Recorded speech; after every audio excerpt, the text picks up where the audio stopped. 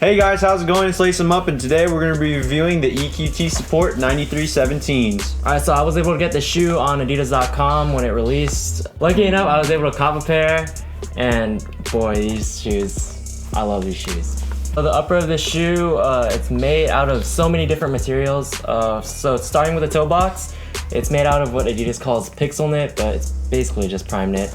And then when you're moving to the side of the shoe, it fades into this mesh material. And then right here you have your TPU piece, black, and then on the other side it is pink. And then actually the reason why they chose this pink color is because it's the inverse of the green that originally released back in '91. And then right here, this is Jesse's favorite part right here, is this nubuck material. And it was a really nice touch. And so moving into like the tongue right here, it's Adidas' new burrito tongue. They have this on the Pure Boost as well. And the Shadows. So the midsole on this shoe is going to be R2 Boost, which is a lot more squishy. If you feel it, you can press it in a lot more. It's a different design, kind of has like a fish scale. You still get the Boost nipples on there. So going to the bottom, to the outsole, it's the outsole is like, it has like rubber. It's like a rubbery material. It's kind of like the NMDs. It's not Continental, but it seems a little more firm than the NMDs.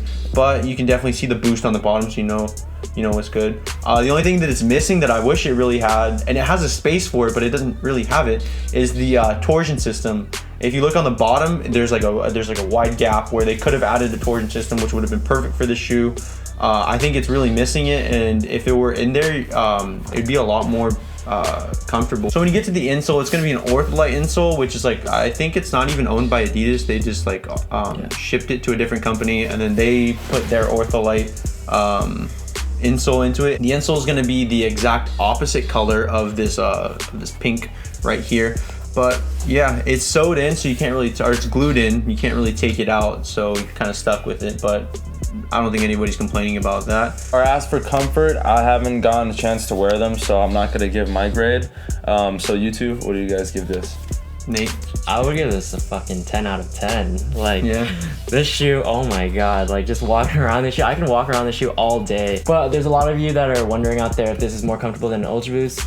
Yes and no. Boost wise, yes, it is more comfortable than an Ultra Boost. As for the upper though, I think the prime knit on the Ultra Boost is much better just because the whole shoe is made out of prime knit. But yeah, 10 out of 10 for me. So I got to wear these for a little bit, just slip my foot in. I definitely think that it's comfortable. The only thing being said is that, like Nate was saying, the upper's different, and also the tongue gave me kind of discomfort. Like it was kind of like this part right here was kind of digging into the inside of my, or the outside of my foot rather. And as nice as this Boost is and as comfortable as it is, I think they can make a lot of improvements with this upper. And if they made the collar PK, I think it would solve a lot of their problems, because it would be a lot more comfortable rather than having this burrito wrap right here. But yeah, it's definitely comfortable. So my grade, I'm gonna give it a 9.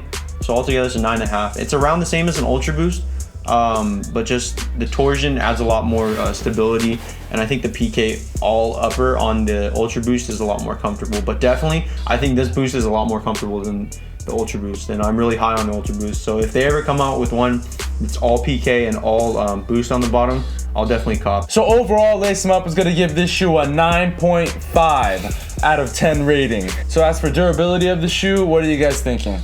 I think it's going to be more durable than the PK for an Ultra Boost, just because it's a lot more stiff material. Not saying that it's like a stiff shoe, but it's going to hold up a lot better than say an Ultra Boost would if it like got scraped up against some metal or something. It's definitely going to hold up a lot better.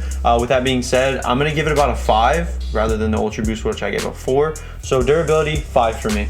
As for me, I will give this shoe a rating of a 6 because this is way better than an Ultra Boost and NMD PK, because there's way more materials that are used. It seems like the PK on this is much thicker. So yeah, 6 for me. I think I'm gonna give this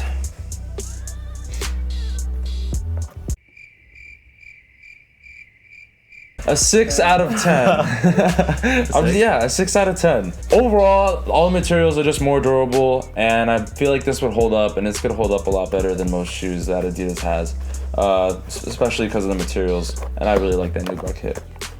So overall, for durability, we're gonna give it a 5.7 out of 10, which is a very good grade compared to the Ultra Boost and the NMDs.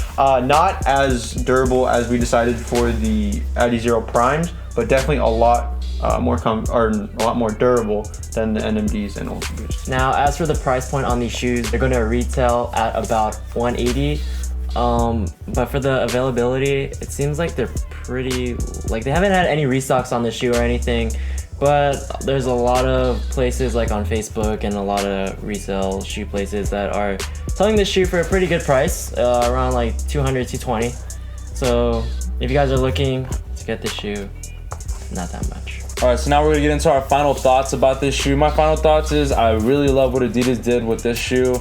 All the little things that kind of incorporate the history of the shoe and the history of Adidas, and then trying to make it like a brand new thing, like how they did the complete opposite color of what they started with. I felt like that was a really nice touch, and then they had the OG color in the insole. That was a nice touch. Like every little detail, like you know me, I love my details, and they did it right with this shoe. My final thought on the shoe is it's definitely a nice shoe, and I think Adidas is moving in a good way. Squirrel!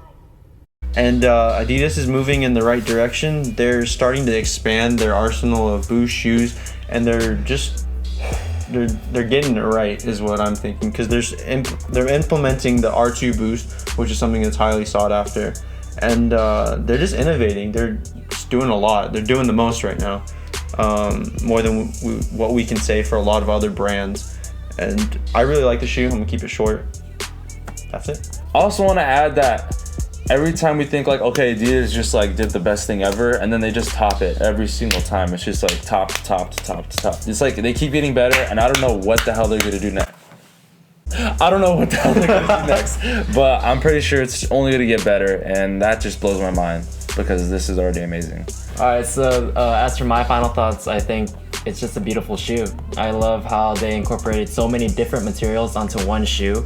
I didn't know that Adidas could like do that because their two biggest shoes, the Ultra Boost and the NMD, it's just the whole thing is just all one material. And in my opinion, I think this is the next big thing for Adidas. Alright guys, thanks for watching our review on the 9317 EQTs. Remember to like and subscribe. If you have any more questions about this shoe, just leave it in the comment section down below. And remember to Lace 'em up.